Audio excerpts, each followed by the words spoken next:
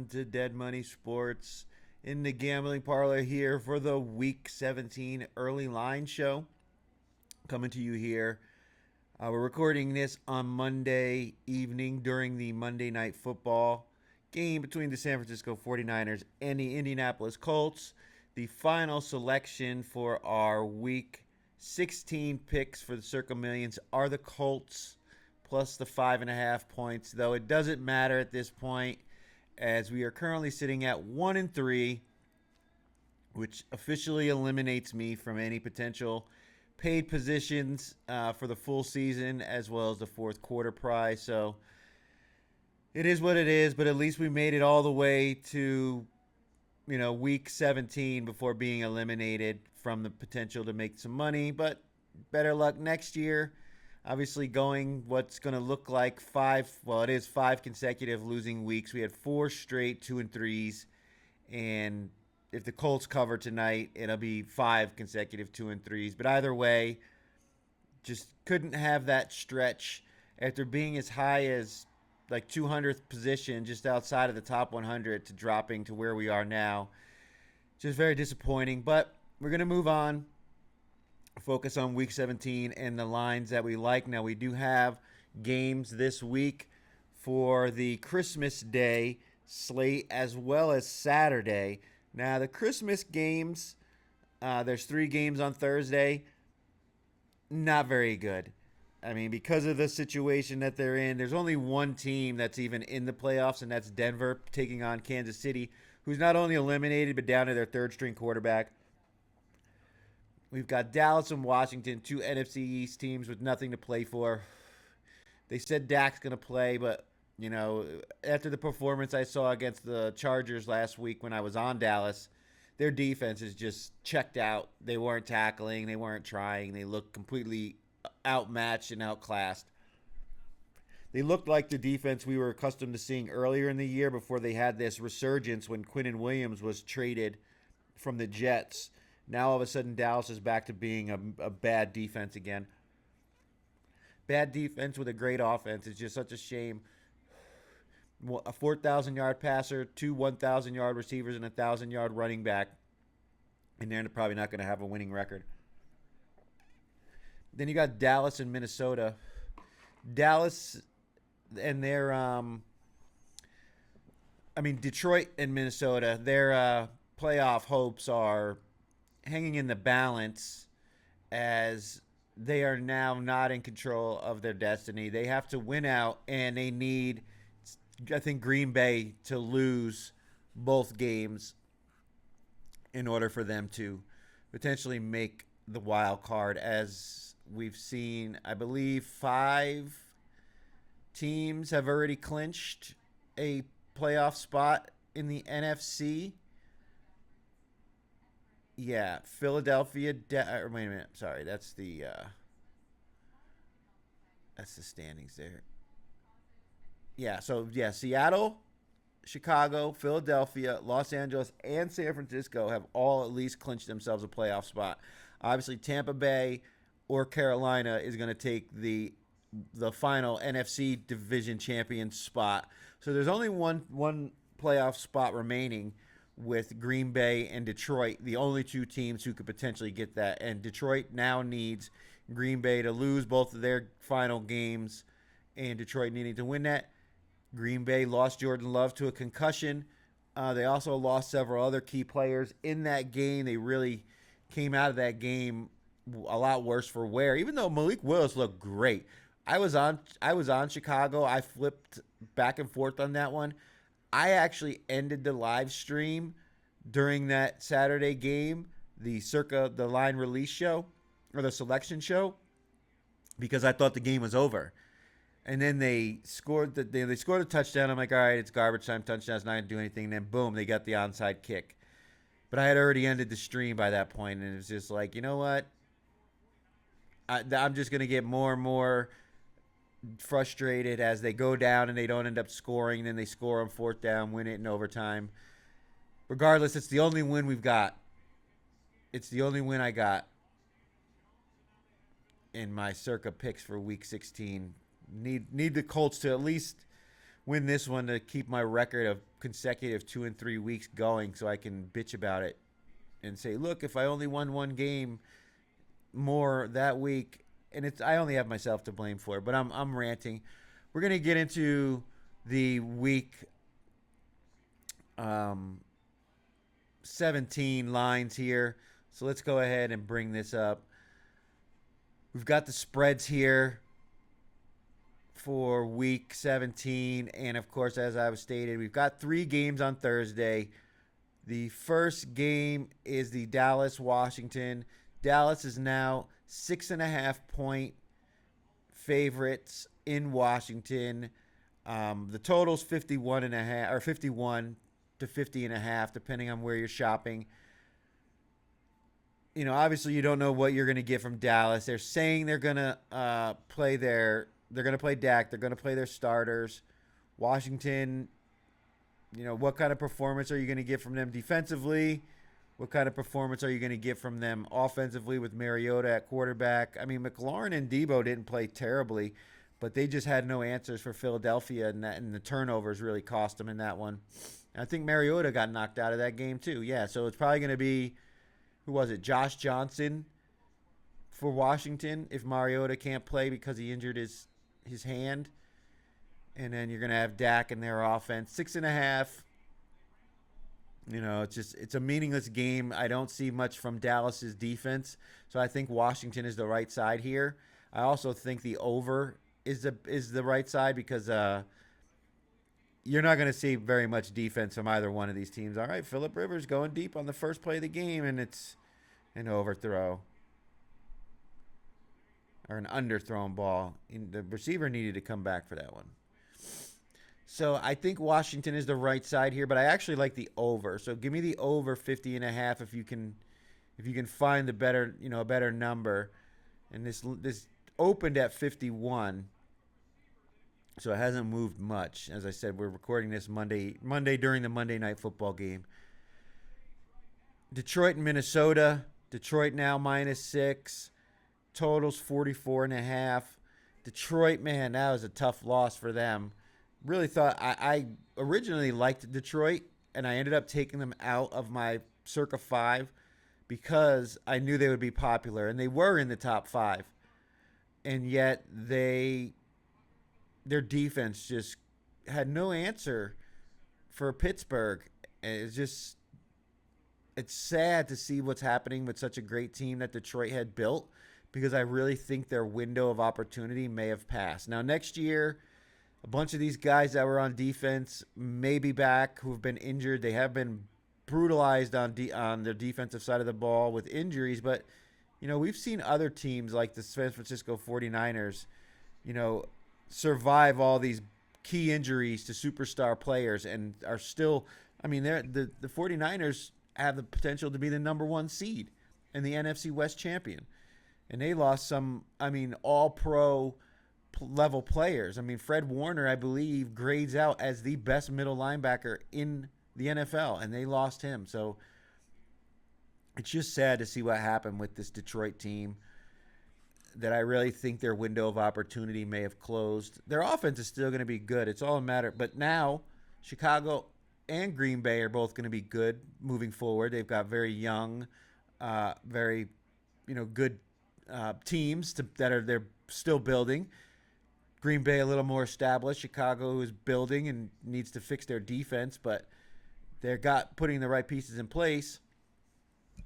So what's Detroit going to do? And then Minnesota, their other NFC North opponent that they're going to play next year. The defense, they're getting a little long in the tooth for Minnesota. They've got excellent skill position players. Their quarterback play has just been not up to par. Now, obviously, J.J. McCarthy, first year as a starter, missed his rookie season because of an injury. Will he be able to develop under O'Connell, the coach? We'll see. But this is an interesting game because Detroit has to win, obviously, and have Green Bay lose. Green Bay does not have the most easiest of schedules coming up. They do have to play the Ravens, and then they have to play the Vikings to close out the season. So Detroit has all the incentive in the world to win this game. Minnesota, not so much. I think Detroit may want to get a little get back, losing that game to Minnesota in Detroit a few weeks ago. It's just a tough call with Minnesota's weapons. Can they exploit this just underwhelming Detroit defense? Because you know Detroit's going to score points. I mean, their offense is prolific. Just a matter of can they stop Minnesota's passing game? I think they can. I know, McCarthy's had somewhat of a resurgence, in his last few games. I believe they lost, or no, they won by 3 against the Giants, so they pushed on that one with the spread. But, it wasn't a very good game by McCarthy by any means, and that Giants defense, their secondary isn't very good either. Their defensive front was supposed to be good, and they haven't done much all year. So I think Detroit's the right side here. I'm sure a lot of bettors are going to be, a little tired of back in Detroit. After Detroit had that incredible run of against the spread wins and, wins off of losses and all that stuff that everybody kept mentioning, the trends.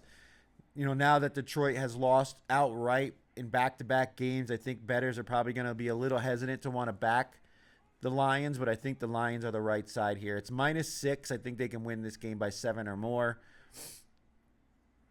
And the total at 44.5. I'll take the over because I believe Detroit's going to light up the scoreboard. Minnesota may score 17 points, but I think I want to put Detroit at somewhere around 31-17. Seems like a practical score, 31-20, 31-21 maybe. But I like Detroit in this one, so I'll take Detroit -6 and give me the over 44.5. Just got to be careful on these holiday games. They love to inflate the totals because, people at home want to see points. They want to see scoring on these holiday island games.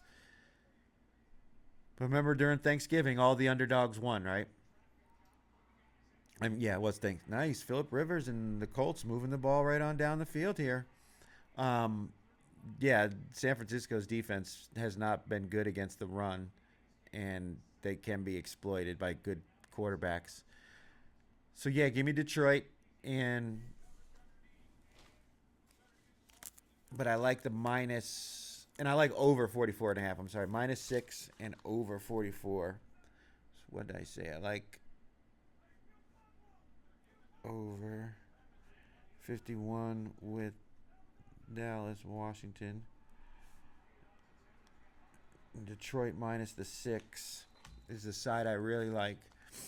This game, man, so bad. These games had all the potential in the world for, to be just outstanding games that would have significant impact on the playoffs moving forward, and instead we just got 3 outright stinkers. Because now you got Denver coming in off their first home loss to the Jags, taking on a Kansas City team that gave up. The Titans got their first home victory in convincing fashion against this Kansas City team. Oh, that was a dangerous pass. And now you've got not only is Mahomes out for Kansas City, but you've also got Minshew out. So now it's some guy off the street. I don't even know who this person is. Their quarterback. And obviously Kansas City has nothing to play for, so they have no reason to go out there and try to do what Indianapolis did and bring in a veteran quarterback off the streets, even that would give them, or maybe somebody off a practice squad or something. There's no point in it. So now this line is -13. Is this coming back? It's either illegal formation or neutral zone infraction.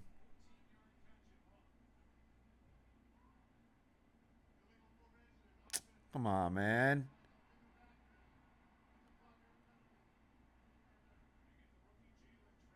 Because he didn't line up on the waistline of the guy next to him. So they called the offensive lineman in the backfield. So, I mean, look at this game. Denver minus 13, and the total is sitting at 36.5. They're telling you they don't think Kansas City's going to do anything against this Denver defense with this third string quarterback. Rashee Rice looks like he might be out with the concussion. Kansas City wasn't very good running the ball. They've got multiple starting offensive linemen out. This is just a horrible game. Denver obviously does have something to play for. Kansas City doesn't. So all they're doing is trying to play spoiler. And I just don't think there's any reason to even risk injury to the Denver players. So I don't want anything to do with this game, honestly. I'm not taking a side. Because Denver doesn't blow teams out, but who the hell knows what's going to happen with Kansas City. And I always say that if I think a team's going to win, I got to think they're going to cover. I think Denver's going to win, but I don't know if they're going to cover 13 points. So we're not going to get involved in that one, and we're probably not going to get involved in the total either on this one just because, yuck. Ugly, ugly game. Now we move into Saturday. And this is where the games start to get a little more interesting because we've got Baltimore and Green Bay. Now, Baltimore lost. They really needed to win that game. But if everything shakes out the way it's looking, it looks like the game on Week 18 between Baltimore and the Steelers could potentially decide who wins the touchdown. Colts. Nice. Let's go. Let's go. We got the Colts, so we needed that. We got a free play on that one, offsides on the defense. Alex Pierce, 20-yard touchdown. Let's go, Phillip Rivers. At least keep my streak of 2 and 3s consecutive so I have something to hang my hat on where I can look back next year. Because I keep notes of every week, and I go through and I'll look at where my head was during previous contests on that particular week. I'll be able to look back and remember that I went 2 and 3, 5 consecutive weeks where if I had just flipped one game, I'd be in the money right now. I'd be right around the top 100 right now.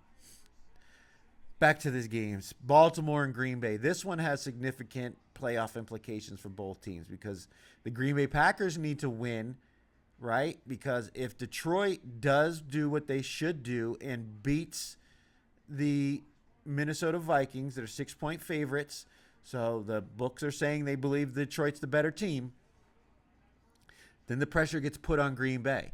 Because if Green Bay loses, they could potentially lose in Week 18. Detroit could win, and then they get knocked out of the playoffs. Detroit moves up to the 7th spot. Meanwhile, again, Baltimore, not nearly as much to play for because I believe the way it's looking. Let me go back to this. The standings. I believe, see, the Ravens are 7 and 8. And the Steelers are now 9 and 6 with the head-to-head win against Baltimore. If the Steelers were to lose this upcoming week against Cleveland, right? Yeah. Against the Browns, they would then be 9 and 7, and the Ravens would be 8 and 8 if they win. And then they play in Week 18, and if they win, they're also 9 and 7. They would be 9 and 7, right?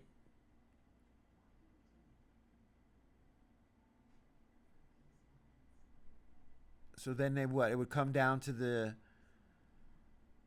tiebreaker. I think the Steelers still go in anyway.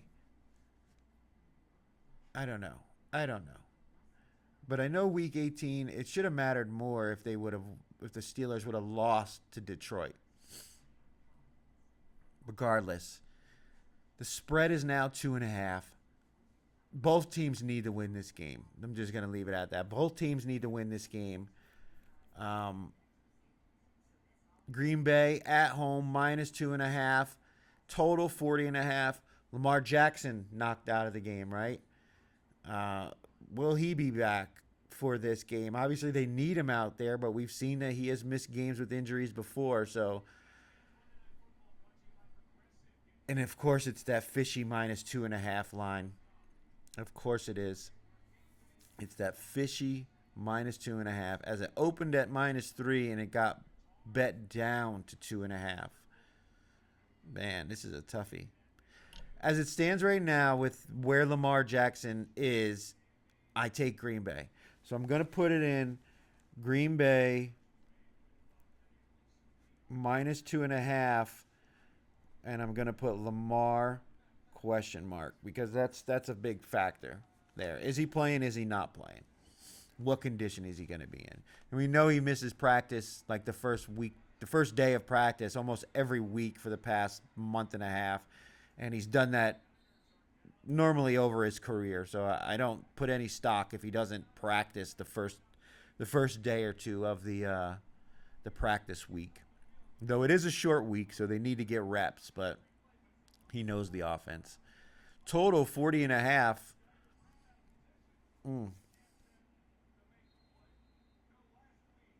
I mean, what is this? A 20-17 game? Is that what they're saying? Could it be 20-17? 37 points. I'm gonna go under. I'm gonna go under to 40.5. I got crushed on my totals last week too. So take that as a grain of salt. Though I normally bounce back pretty well.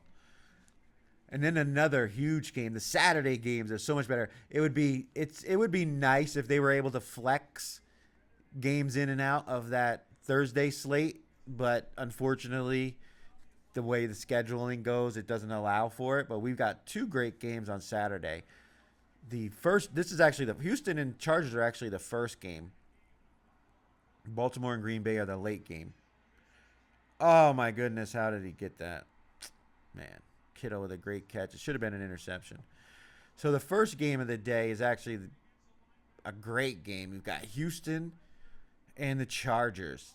Chargers still keeping pressure on Denver as Denver has secured a playoff spot but has not secured the division yet.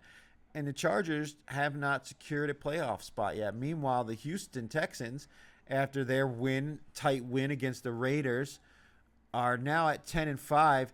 They're just holding on to their number 7 spot in the playoffs, but they are just behind the Jacksonville Jaguars. And the Jaguars have a very difficult game coming up this week against the Colts.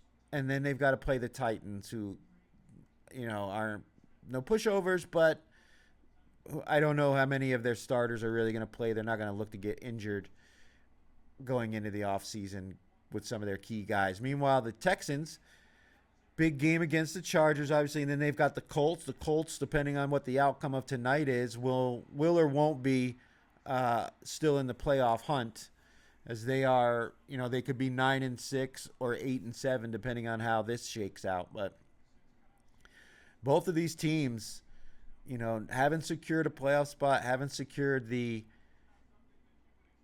divisions for either team. So they've got a lot riding on this game, and the line indicates this is a very equal matchup. This is a game we could see again in the playoffs, as the Chargers at home are only -1.5 favorites total, sitting at 39.5. Now, they have won some incredible games over the last 3 weeks. They beat Philadelphia, they beat Kansas City, and then they beat a really good Dallas offense. Their defense was bad, but the offense was really good. But all that being said, I like Houston, and I like Houston a lot here. My only concern is that the Chargers' passing defense has been really good. They could potentially give C.J. Stroud in the passing game for Houston some trouble. I need to see who's in and who's out for Houston. I think Nico Collins got banged up in that game. I want to check that out. And then Perryman for the Chargers. Oh, look at this. That was way too easy. Man, San Francisco just marched straight on down the field and scored a touchdown of their own. Demarcus Robinson, 22-yard receiving touchdown. Man, the Colts did not look very good on defense there. I'm worried. I'm worried. But I like Houston here. Again, I need to see who's going to be in and out. Like I said, Perryman for the Chargers has been ruled out with a suspension for his repeated violations of the rule about not leading with your helmet or hitting people in the head or neck area. So they're going to be down one of their key guys, and I think they may have lost some people to injury as well. I also think the Houston pass rush will be able to exploit the weaknesses of the Chargers defense in ways that some of these other teams haven't been able to do, like Dallas didn't last week. Obviously, the Chargers looked really good, and Houston struggled with a really bad Raiders team. They could have been caught looking ahead, but they still got the victory in the end, as I don't think the Raiders really wanted to win that one anyway. Now, this game was Houston +1. Now it's +1.5. They're seeing 1.5 and twos. So, again, going to have to double check and make sure that all of the Houston receiving core is going to be there and who's playing, who's not playing.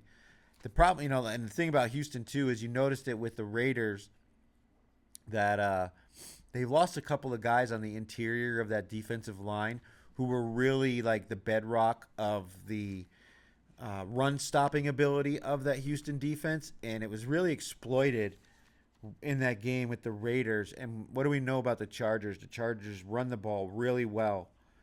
They got two really good running backs in Hampton and Vidal, and Harbaugh, their coach. He really knows how to dial up the run schemes, even with a beat up offensive line. So, like I said, I like Houston in this one. I don't know if it'll make the Circa card. Obviously, it doesn't really matter. I'll probably go with some underdogs or whoever is the contrarian side, even though it didn't work for me last week as the public crushed it last week. All the teams that were like 60, 70% tickets all won, basically. Or except like a few, like Buffalo didn't cover, but a lot of the big public favorites covered in week 16. And now it looks like the Chargers are getting 78% of the tickets and 80% of the money to open up. So this line looks like it's going to move. So we'll wait on Houston. We'll see where it is closer to game time. But I like Houston here. Again, it comes down to injuries. I need to see who's playing for Houston. Now we're getting into the Sunday games. Sunday games are...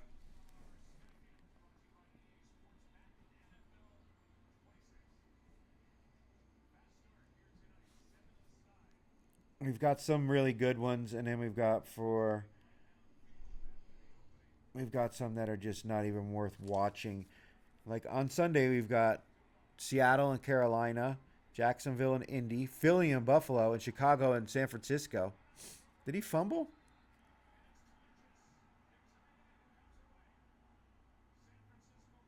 Unreal. So the Colts get the kickoff and immediately fumble the ball. Pfft. Great. Great. Great start, boys. I understand these guys on special teams are like trying to make a play, but the most important thing is maintaining possession of the ball. And when you're running and you've got the ball just hanging out like that, I mean, you're just asking for it. He just punched it out. Bad ball security by Abdullah. Arizona, Cincinnati. Two teams, nothing to play for. Arizona's defense is trash. Their offense is not good. At least Cincinnati has an offense. It says 53.5 is the total. I'm going to take the under. I don't know if Arizona is going to put up very many points. Their offense is not good.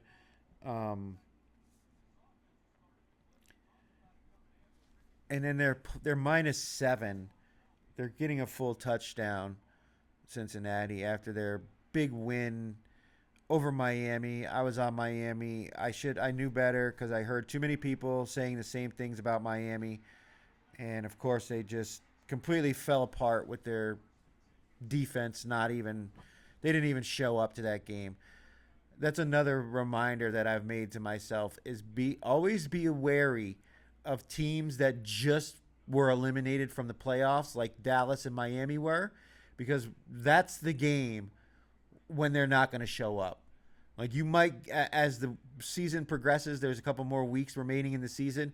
They might decide to play hard, but that first game when they're kicked out of the playoffs, that's just a total letdown, flat spot. Remember that for next year.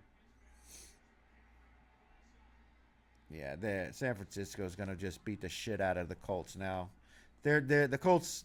They haven't stopped them on one play yet. Not one negative play. What did the Colts need to do in order to win this game? Play mistake-free football. What do? They come out and fumble the ball on a kickoff.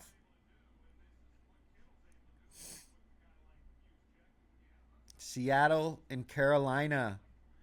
Seattle and Carolina. This is a huge game. Now, Carolina and Tampa Bay, it's going to come down to week 18. Whoever wins that game is going to win the NFC South. So this means a lot more to Seattle than I believe it does to Carolina. At the same time, Seattle has not played very. It's like they didn't play well against the Rams for most of that game. Were able to, have an incredible comeback down, I believe, 15 points at one point. Darnold's turning over the ball. He doesn't look good, and then he starts playing well. Carolina, their offense is good. Their defense is suspect. They played well against Tampa Bay, a team they know well. Now they've got Seattle on the road. But what do we know about McDonald? He plays better against the spread on the road than he does at home.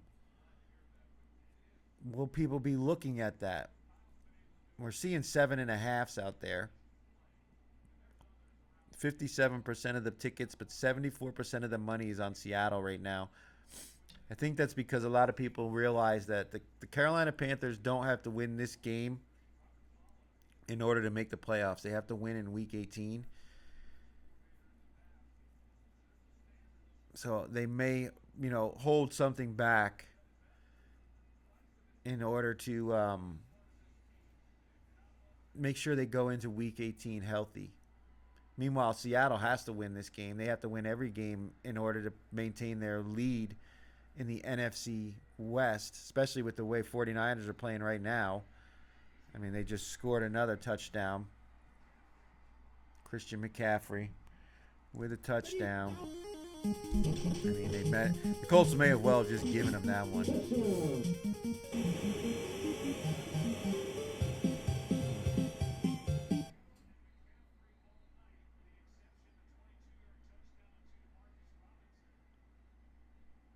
I don't know about this game. We're going to have to dig deeper into the Seattle-Carolina game. Of course, it's the big game.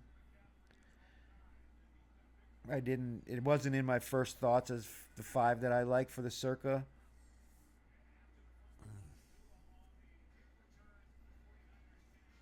Give me Carolina plus the 7 as it stands right now, because I think their offense will be able to move the ball, passing it. And I think people are going to look to Seattle, and they're also going to look to the fact that Carolina doesn't need to win this game, but why not try to knock them out? And over 42.5.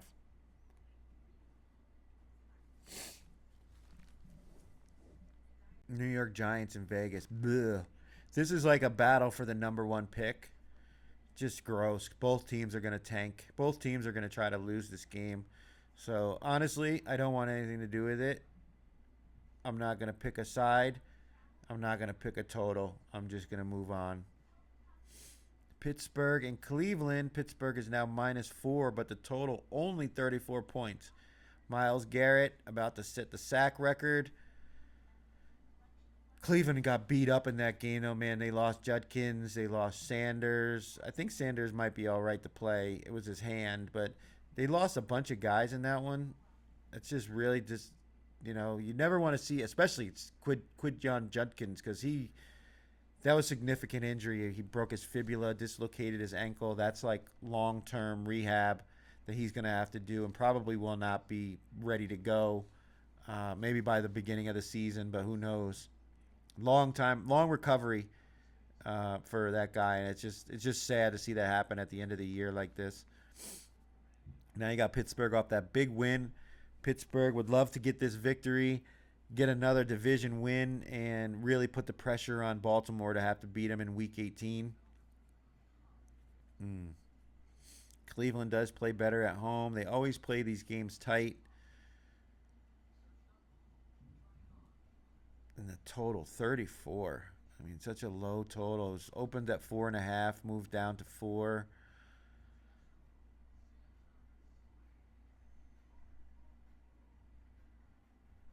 But the Pittsburgh defense has not looked the same. I mean, the Cleveland defense has not looked the same since they lost Malik Collins.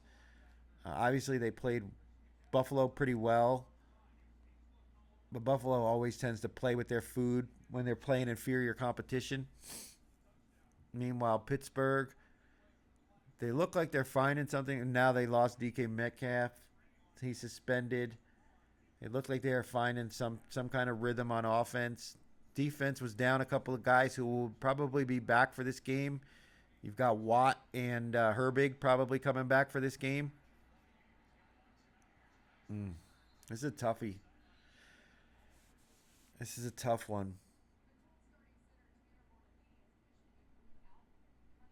I'm going to go with Pittsburgh minus the 4.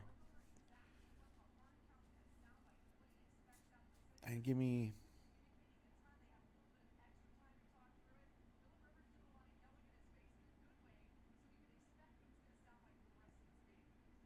34. Give me 24 to 13. So give me the over. Give me the over 34. And I'm probably stepping into it with that one. All right, come on, Colts. Can you answer back after that terrible special teams play? Yeah. Phillip Rivers is playing well so far. He definitely looks better after another week of practice. New Orleans and Tennessee, another gross game. Tennessee finally got the victory at home, so I don't think they're going to be very competitive in this game. The New Orleans Saints, they've been hot, though. They've been, I think they've won 3 in a row, or covered 3 in a row. Tyler Shuck looks good. Their defense has played halfway decent. They're down a bunch of guys on offense. Olave had an outstanding game. Now they've got to go to Tennessee and play a team that really, I think they may have put it all on the line against Kansas City, but they didn't look bad doing it either. Now, obviously, they were playing against a third-string quarterback, so you got to take that with a grain of salt. Oh, man. Another just absolutely disgusting game. Give me the Saints, though, minus the 2.5. I just think that the Titans finally got their home victory, and why really go all out now and ruin your draft stock?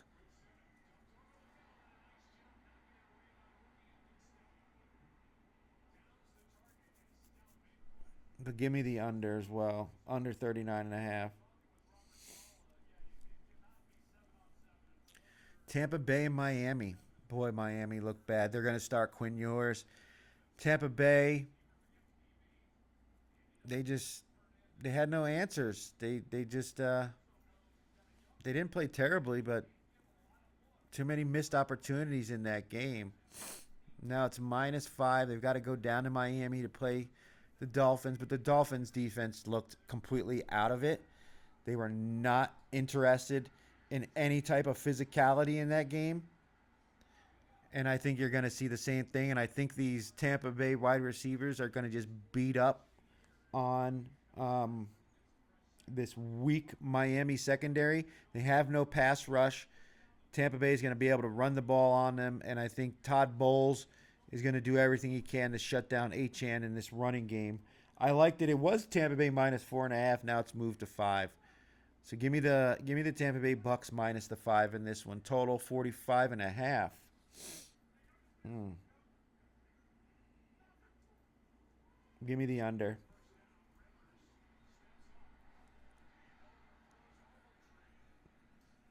Mm. A big game, depending on the outcome of this one. Jacksonville at Indianapolis, and it's still a big game, even if Indy doesn't have much to play for, simply because they could spoil Jacksonville's chances at winning the division and give Houston an opportunity to catch them, and they'll know what the results are of Houston's game on Saturday going into this one, and obviously we'll know more about the team where Indy stands after tonight's game. Right now they're down 14-7.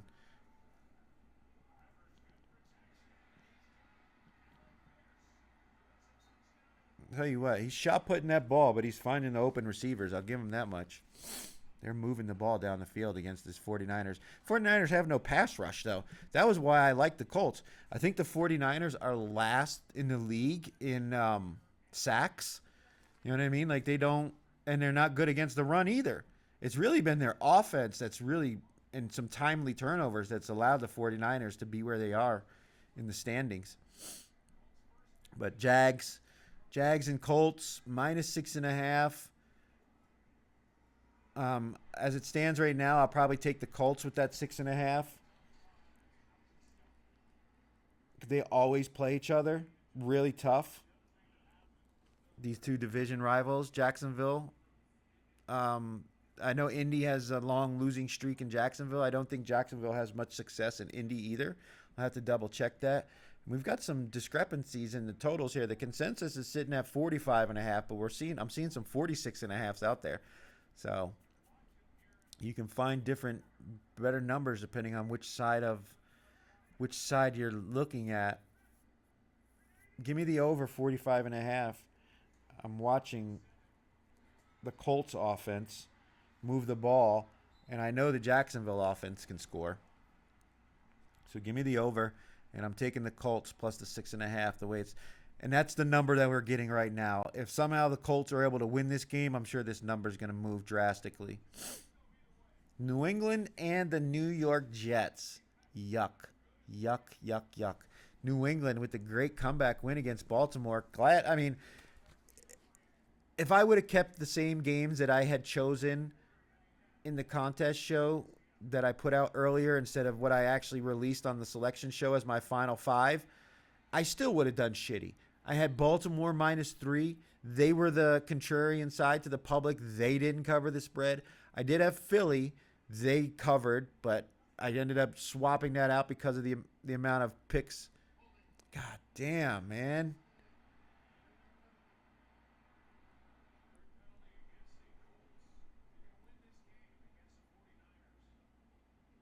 Man, they had a great first down play, gained about 5 yards, and they get called for holding. Damn. But New England is in a really good spot right now. Um, there you are, 12-3.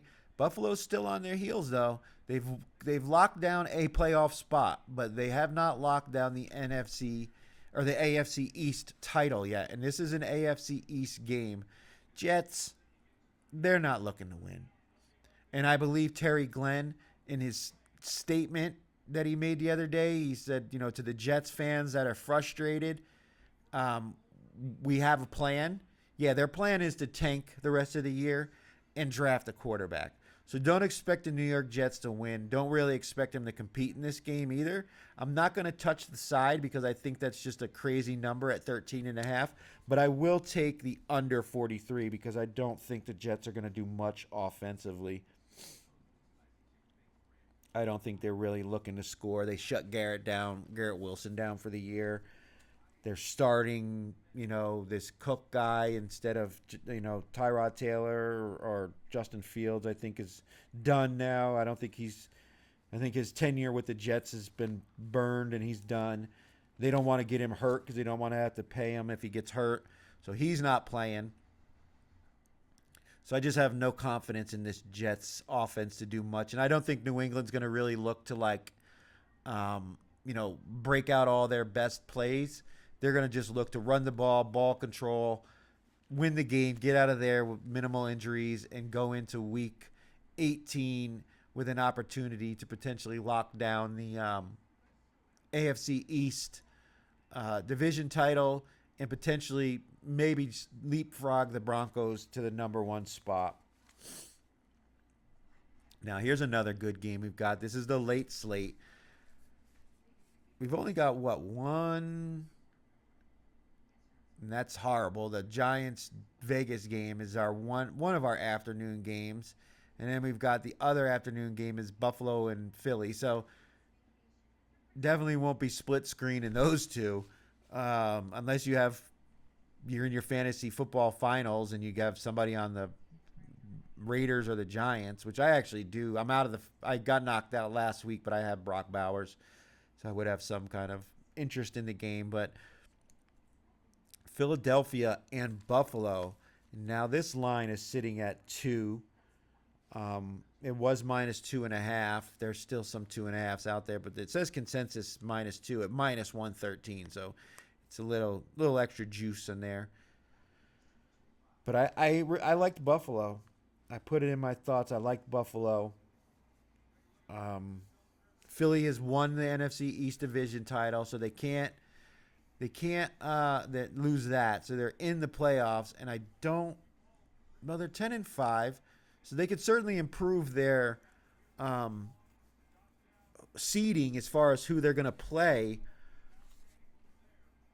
I don't know if they can move up into the number one spot, but they're going to have a home game regardless because they're division NFC East Division champions. So will they rest any of their players? Oh no.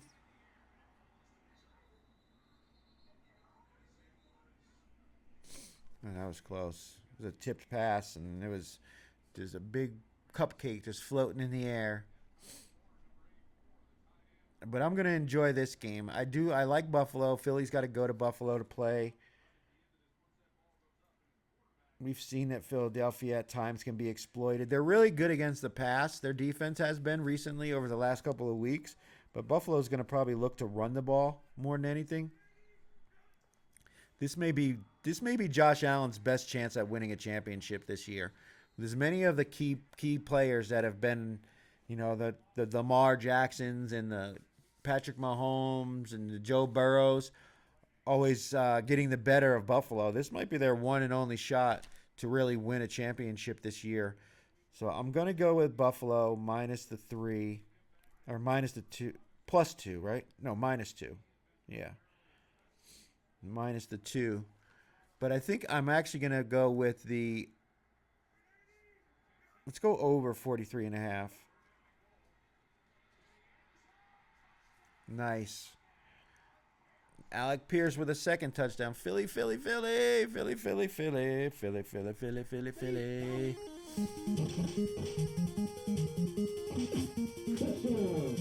If you got 49ers players, flag down. Oh, okay.